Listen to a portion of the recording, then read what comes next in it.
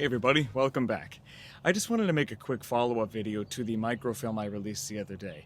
I did that mainly as a practice video and also as an example of what I believe every new beginner filmmaker should do.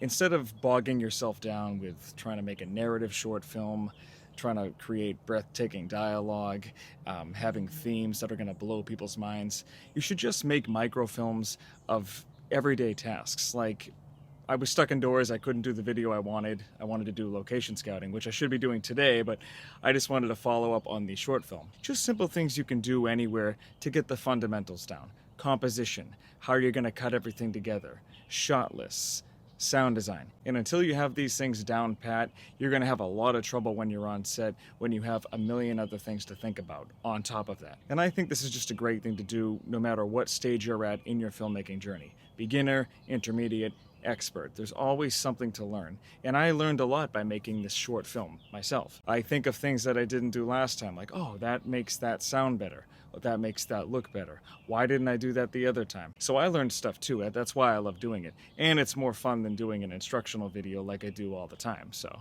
But now I'm just gonna play the short film for you again, and I'm gonna list in the bottom left corner what I used for a certain shot and how I went about doing it. And I think I'm gonna do this going forward. Instead of always having a boring instructional video, I'm just going to make a microfilm showcasing a new product I get, a product I want you guys to think about getting because it's quality and it's affordable, and it's just more entertaining for myself and for you guys. So that's what I want to do going forward.